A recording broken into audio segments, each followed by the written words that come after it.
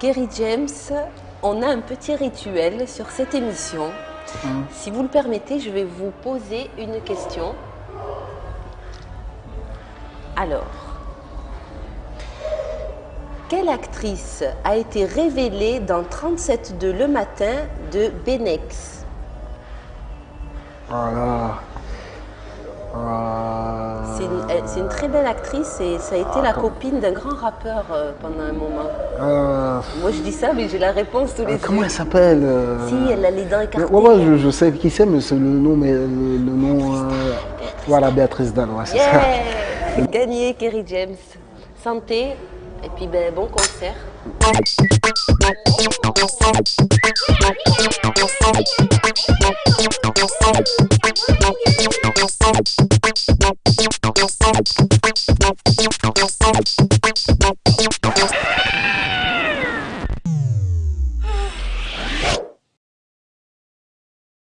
Bonjour, bienvenue à toutes et à tous sur Eau2Zone TV pour cette 4e édition de l'envers du décor. Après le jazz et le théâtre, c'est au tour du rap de résonner dans la cour d'honneur du château de l'Empéry ce soir. Et c'est une belle surprise qui vous attend sur notre plateau puisque j'ai le grand honneur d'accueillir le célèbre rappeur français Kerry James. Kerry James, bonsoir. Bonsoir. Bienvenue. Merci. Kerry James, vous êtes réputé pour vos textes sans langue de bois. Vous avez commencé à écrire assez jeune.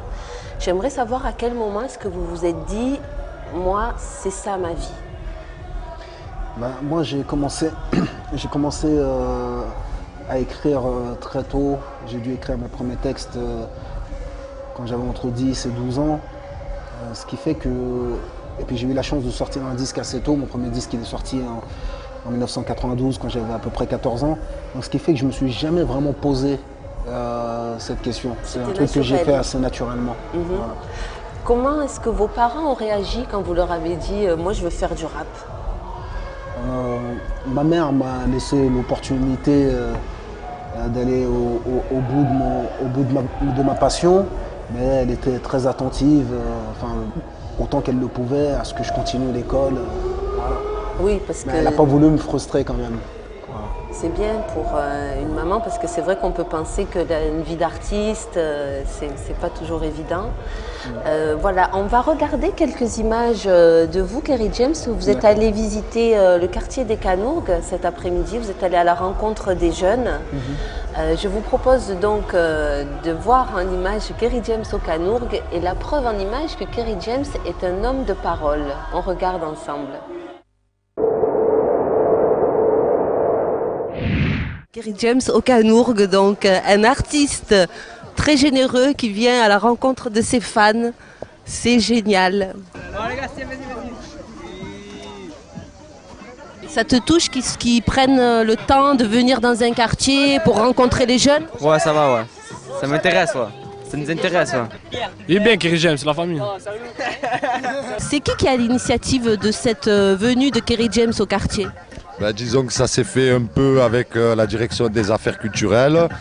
Donc on a émis, nous, le souhait que Kerry James puisse venir rencontrer les jeunes sur le quartier. Et donc la direction des affaires culturelles a pris contact avec le producteur de Kerry James et qui nous a fait le plaisir de venir aujourd'hui rendre une visite sur le quartier. Tu penses quoi alors qu'ils viennent au Canour, Kerry James? C'est super, parce que c'est la première fois qu'il y a une star qui vient ici. Une demi-heure avant le concert. Ok, donc rendez-vous est pris une demi-heure avant le concert. Merci Kerry James. Alors il nous accorde une interview une demi-heure avant le concert. J'espère qu'il tiendra sa parole.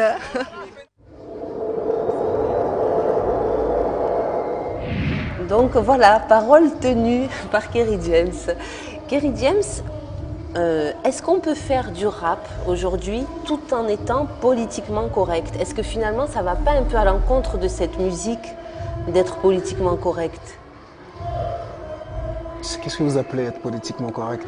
C'est-à-dire essayer d'arrondir les angles, parce que finalement le rap par essence c'est une musique où on dénonce beaucoup de choses. On peut le faire, mais ce ne sera pas forcément intéressant, ça n'intéressera pas grand monde. Les politiques le font assez bien, ça.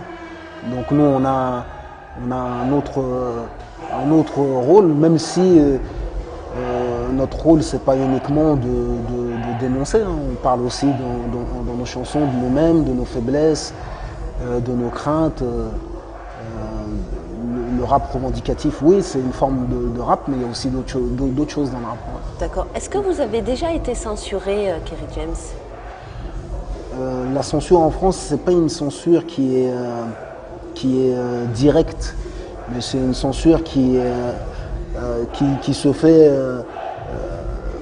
qui existe par fait. C'est-à-dire que la société est organisée de sorte qu'il y a un certain discours qui ne va pas dépasser certains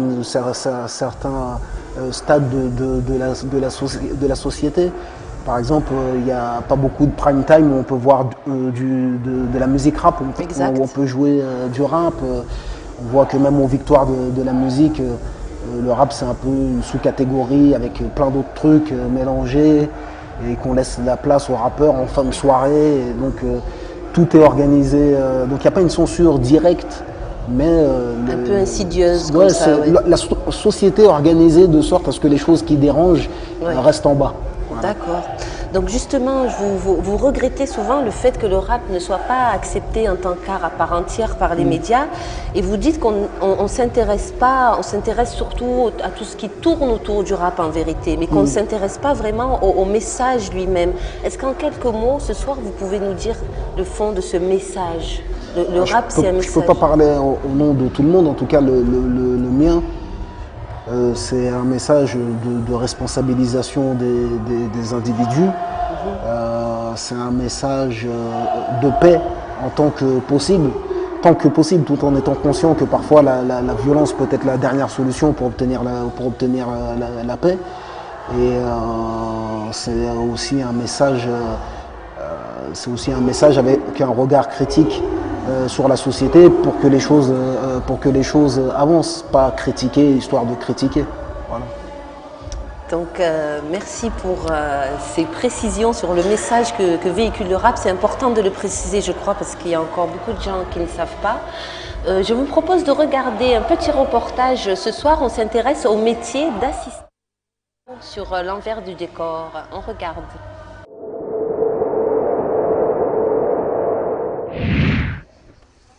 Bonjour, ici Judy pour l'envers du décor. Aujourd'hui, je vous présente un nouveau métier, celui d'assistant de plateau.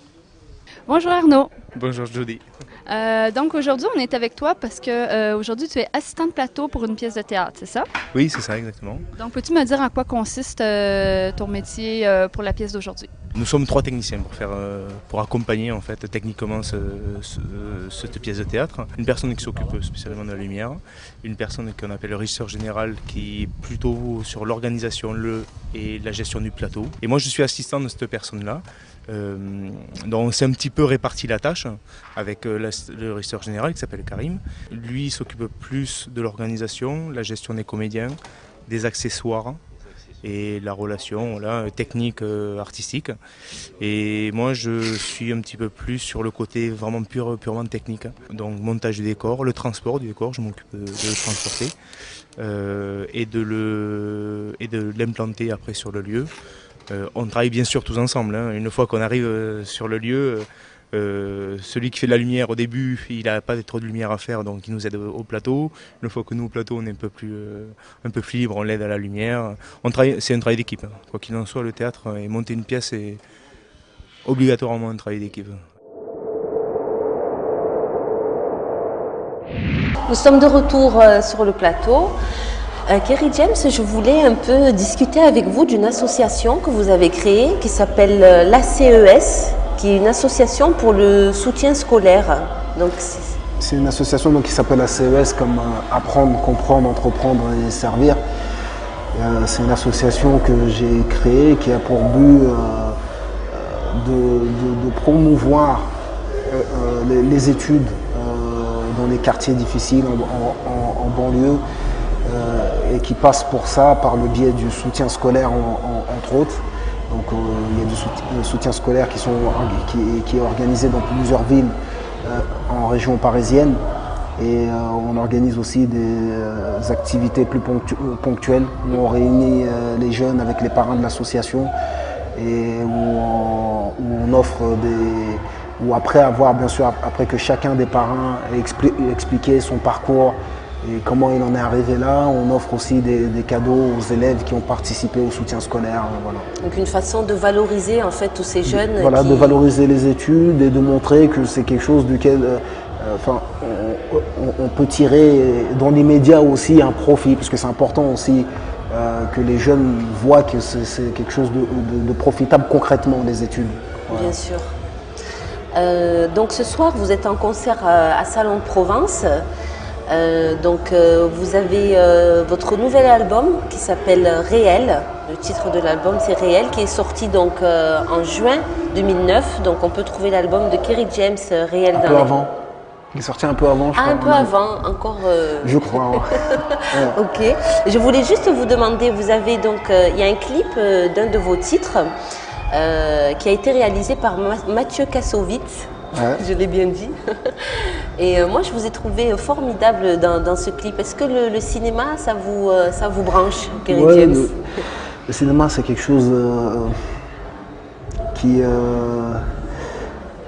me branche ou qui me branchait, mais je doute que réellement, je pense pas que j'aurai vraiment l'occasion de faire vraiment du cinéma, hormis si j'ai la possibilité d'écrire moi-même mes propres rôles, parce que les rares fois où on m'a vu jouer, donc c'était dans le clip de XY, mais c'est une histoire qu'en réalité j'ai écrite et que Mathieu Kassovitz a mis en image. Sinon, la plupart des rôles qu'il propose pour un jeune noir aujourd'hui ne sont pas forcément des rôles intéressants ou valorisants. On représente, pas souvent d'une bonne lumière, on va dire. Et puis même si on veut parler d'un certain milieu, il faut quand même avoir connu ce milieu, il faut savoir le faire, quoi.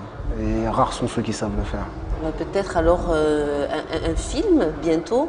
Si j'écris, voilà. Il faut avoir le temps pour ça. D'accord. Eh bien, je vous remercie, Kerry James, d'avoir participé à ce plateau. Je vous remercie à toutes et à tous de nous avoir suivis. C'était la 4e de l'envers du décor. Et je vous dis à bientôt sur O2Zone TV. Au revoir.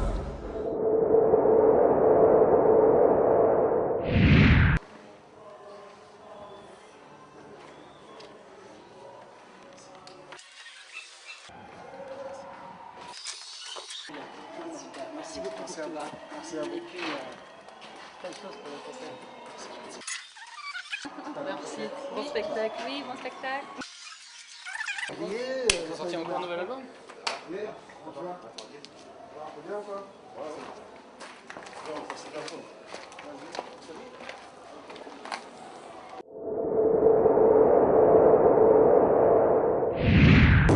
Quand nous arrivions de l'être, on n'est pas condamné à l'échec. Au contraire, on est condamné à réussir, à franchir les barrières, construire des carrières. Regarde ce qu'ont accompli nos parents, ce qu'ils ont subi pour qu'on accède à l'éducation. Où serait-on sans leur sacrifice comme Mahmoud pour Tamis? Bien sûr que le travail a du mérite. Ô combien j'admire mon père, peut-être manutentionnaire, mais fier. Si on cache tout, où est le respect? Si on échoue, où est le progrès? Chaque fils d'immigré est en mission. Chaque fils de pauvre doit avoir de l'ambition. Tu peux pas le laisser, c'est pas pour tes rêves enfumés.